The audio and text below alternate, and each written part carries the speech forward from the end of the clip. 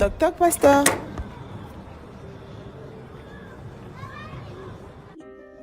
Bonjour pasteur. Alors j'ai une préoccupation. On assiste ces derniers temps à un regain des mouvements de spiritualité africaine. Ils disent que le christianisme est une religion importée pour nous faire renier nos origines. Pour eux, nous devons retourner aux pratiques de nos ancêtres et pratiquer leur religion. Alors pasteur, je suis un peu troublé. Jésus est-il vraiment le Dieu des Blancs?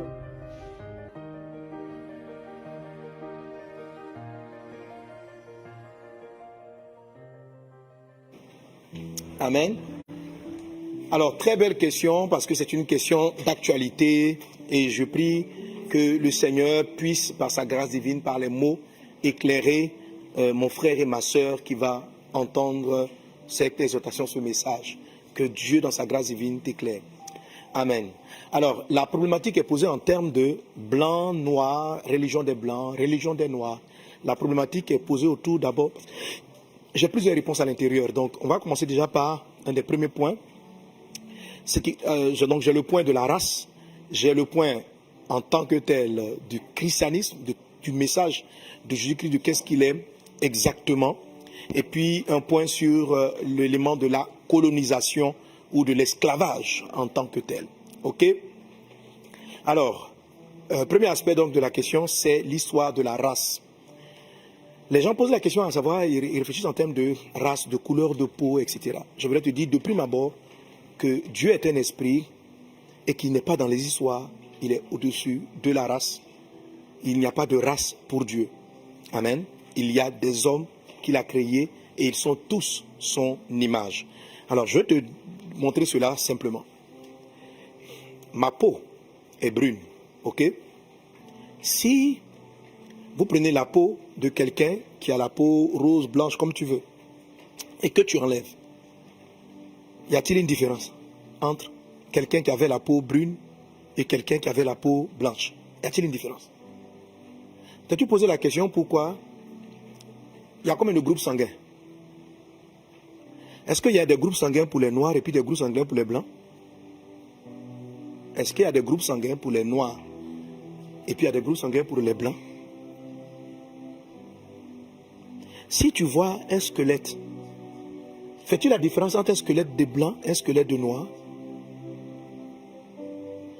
Dès l'instant où vous enlevez la couleur de la peau, dès l'instant où vous enlevez la couleur de la peau, tout le reste à l'intérieur, entre ceux qu'on appelle les blancs ou ceux qu'on appelle les noirs, est identique. On a le même sang, on a les mêmes qualités de sang. Nous sommes tous de la même origine, tous de la même origine. L'homme est différent du singe. On ne peut pas te faire une transfusion sanguine avec un singe. On ne peut pas te faire une transfusion sanguine avec un porc. On ne peut pas te faire une transfusion sanguine avec une espèce animale. Par contre, quelqu'un de Chine peut transfuser, s'il a le même groupe sanguin, à un Africain, à un Européen, à un Caucasien. Parce que nous sommes tous de la même origine.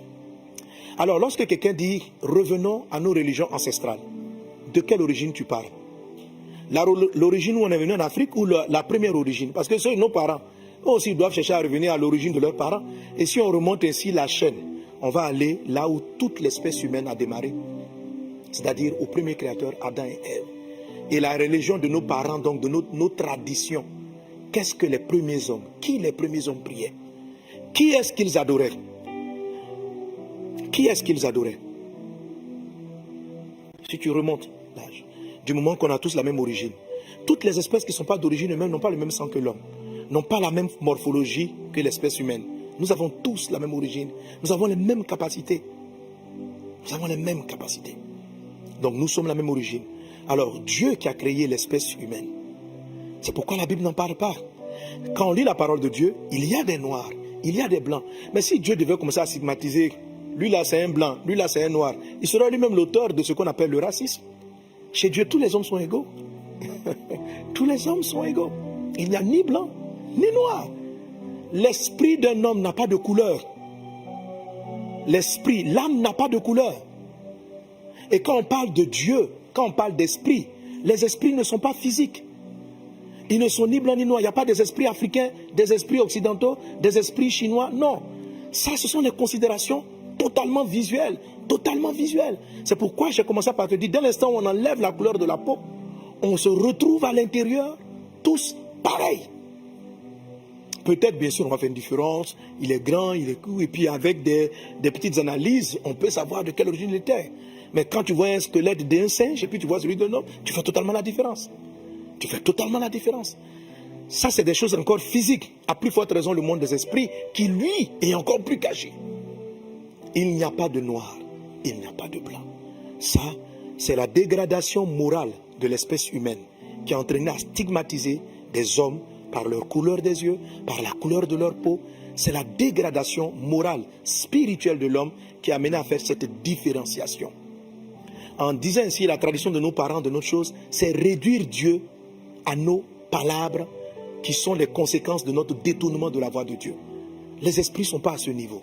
Même pas l'esprit de Dieu, ils ne sont pas à ce niveau.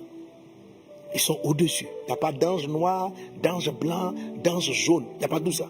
Ce sont des esprits. C'est comme le vent. Le vent, le mot pour parler d'esprit, c'est le mot roi. Le vent. Tu connais un vent noir, un vent blanc, un vent asiatique, un vent jaune. Ça n'a pas de couleur. Et le vent, quand il commence à souffler, il traverse toutes les régions. Et c'est comme ça les esprits fonctionnent. Ils n'ont pas de couleur. Ça, c'est des considérations totalement humaines. Et si on veut donc parler de partir à la région de nos ancêtres, c'est à quel niveau on s'arrête les ancêtres? C'est à partir de quand les ancêtres commencent? Le premier ancêtre qui avait le point d'origine de départ, qui a fait de qui toutes les espèces humaines descendent. Pourquoi remonter à ton village? Pourquoi remonter à l'an 1700? Pourquoi remonter à 1600? Va encore plus loin. Va chercher l'ancêtre de l'ancêtre de l'ancêtre de l'ancêtre de l'ancêtre. Et tu vas te rendre compte d'un dénominateur commun, c'est que dans toutes les religions, dans toutes les parties du monde, il y a un être qui est reconnu comme ayant tout créé. Comme ayant tout créé. C'est lui-là qui est l'objet de l'adoration. C'est lui-là que nos ancêtres adoraient. Chez les Baoulés, ici en Côte d'Ivoire, le Nyamien, là, le créateur, c'est lui la première adoration. Un jour, l'apôtre Paul arrive dans un environnement, il trouve plusieurs statues. Et chez les Grecs, contrairement à ce que vous pensez, les Européens n'étaient pas chrétiens. Ce n'est pas leur religion de base. Si vous lisez le livre des Actes des Apôtres, vous allez voir par exemple, je donne un passage. Amen. Est-ce que quelqu'un avec moi donne un bon amen à Jésus? Hein? Si tu vas dans Actes chapitre 19, l'apôtre Paul arrive à Éphèse. Lisez les évangiles. Il va rentrer en Europe. Et c'est dans l'Europe, en Grèce, en Turquie actuelle, qu'il va voir des idoles, des fétiches que les gens adoraient. Comme en Afrique. Partout, les gens ont toujours adoré ces esprits. Et l'apôtre Paul va prêcher la parole de Dieu. Au point où, en Actes chapitre 19, les gens se sont plaints. Il dit ceci, ces paroles ayant rempli de colère, ils se mirent à crier, grande est la Diane des Éphésiens. Éphèse, c'est en Turquie. Et c'est la partie européenne de la Turquie. Toute la ville fut dans la confusion. Et ils se précipitaient tous ensemble au théâtre, entraînant avec eux Gaius et Aristarque, Macédoniens, compagnons au voyage de Paul. Paul voulait se présenter devant le peuple, mais les disciples n'empêchèrent. Quelques-uns même, des Aristarque, etc. Bref, et il va dire ceci, verset 34. Mais quand il reconnut qu'ils étaient juifs, tous d'une seule voix crièrent pendant près de 2 heures, grande est la Diane des Éphésiens. Et puis ils vont continuer à dire, mais que cette Diane-là, elle est révérée dans toute l'Asie, dans toute l'Europe. Donc, dans tout le monde entier, c'est-à-dire, il y avait une idole que leurs ancêtres adoraient depuis longtemps. Et l'apôtre Paul a amené l'évangile là-bas. L'apôtre Paul lui-même, il est d'origine juive, c'est-à-dire d'un côté de l'Asie, ce n'est pas un Européen. Amen. Ce n'est pas un Européen. Donc, le christianisme n'est pas une religion européenne occidentale. C'est l'Europe qui a colonisé l'Afrique. Ce n'est pas le christianisme. Alléluia. Le christianisme ne vient pas d'Europe. Le christianisme, le message de Jésus, amen, vient d'Israël. Vient d'Israël et il n'a pas été diffusé dans le monde entier par la colonisation. Bien au contraire, ce sont les chrétiens qui étaient jetés en prison. Mais malgré cela, l'apôtre Paul va prêcher, va parler de l'amour de Jésus et la parole de Dieu va gagner, la Rome va gagner l'Europe sans coloniser qui que ce soit, sans imposer qui que ce soit. Et les hommes, de manière volontaire, vont jeter eux-mêmes leurs fétiches. L'apôtre Paul va prêcher ainsi dans un endroit, il va dire ceci.